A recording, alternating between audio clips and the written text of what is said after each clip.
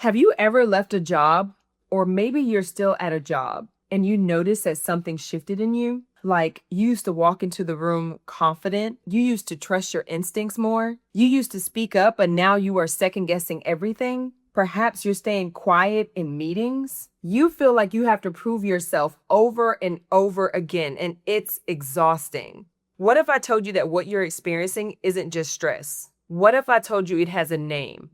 And that name is trauma.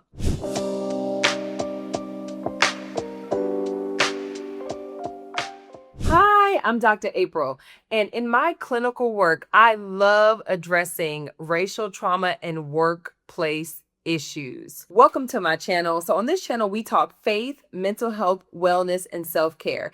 And today, I am giving you 7 signs that you have workplace trauma because you deserve to know what happened to you. Here's the distinction I need to make right away, because I don't want you to take away from this video that every hard job is traumatic. What you have to realize is that stress is temporary. Stress is a response to a difficult situation.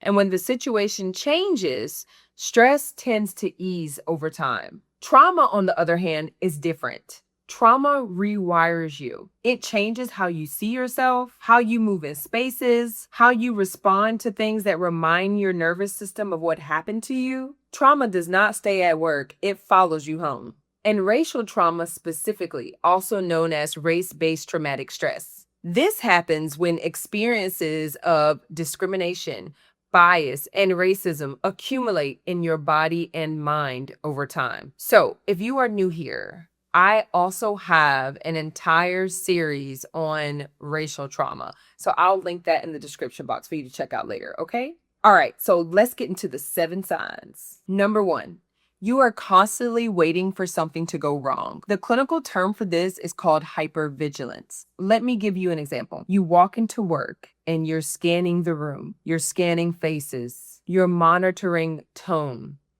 right?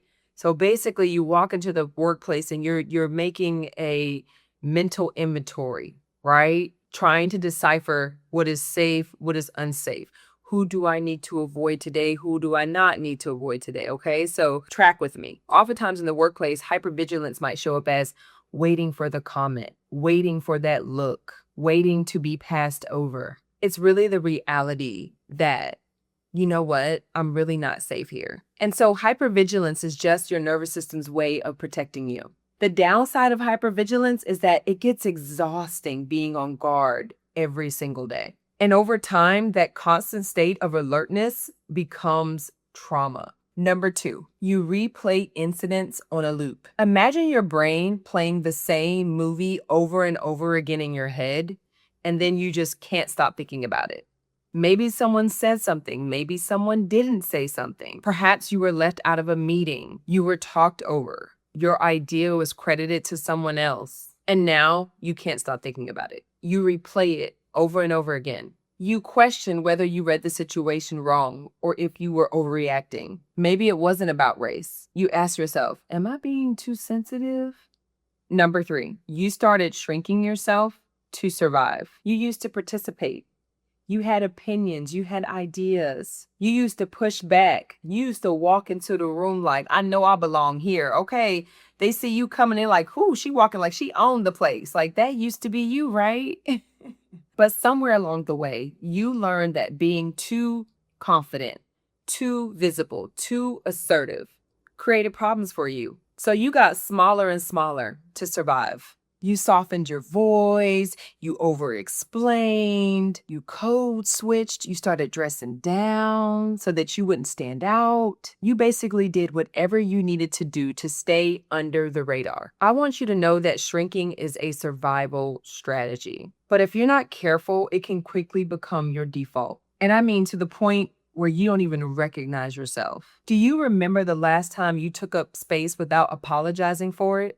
If not, that is a trauma response. Number 4, your body is telling what your mind is trying to rationalize. Whew, this is heavy, y'all. So let me give you an example.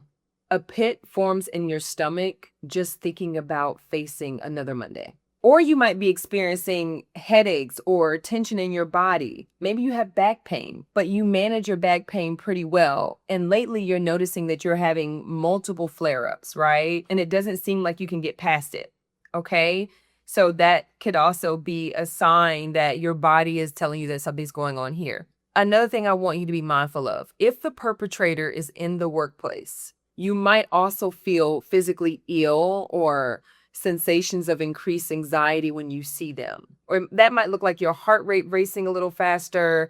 You may feel butterflies or a pit in your stomach. You might start sweating. Maybe you notice your palms start sweating. So basically, these are some physical sensations that you might experience if you come into contact with the perpetrator. And you know what? I just thought about something. There's actually a book called The Body Keeps the Score, and I'll link it below in the description box for you to check out at your own discretion. But basically, like, this is a real thing. Our bodies hold and store trauma. So when your nervous system has been under threat for a sustained period of time, it will communicate that through your physical body. Let me give you some example. You might experience insomnia, okay? Having difficulty sleeping, restlessness, loss of appetite, fatigue, chronic tension, headaches, and even digestive issues. And so if your body has been screaming at you and you've been dismissing it as just anxiety, I want you to understand that your body might be responding to something that is very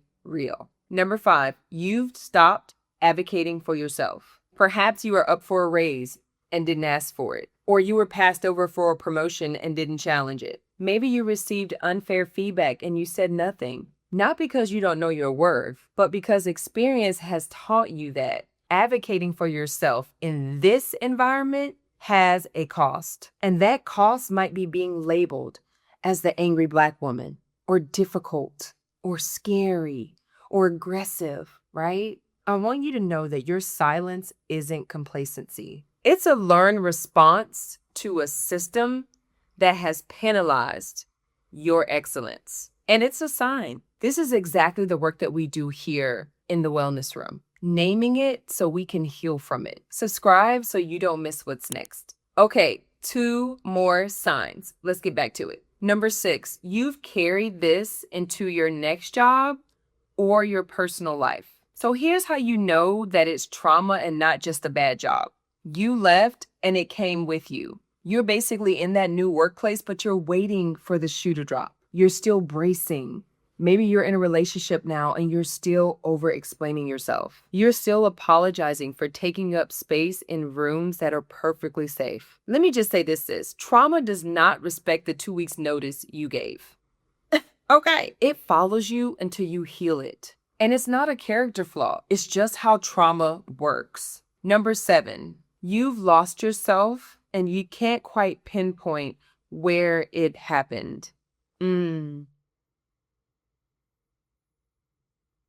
This one right here resonates with me so much, especially as a therapist. When the trauma goes unhealed for so long, people can't identify one specific incident. You know, basically there was no single small moment. It was 100 small moments, 1,000 paper cuts. The accumulation of being underestimated, overlooked, dismissed, ostracized, tokenized, until one day you looked in the mirror and didn't recognize yourself. It's literally like this gradual erosion of identity. First, the confidence disappears, then the joy, then the loss of interest in doing things that you once loved, and then the self-efficacy, right? So you almost start to lose this faith, right? Or this trust that you can do what it is that you set out to do. This is really the dark reality of workplace trauma. It's real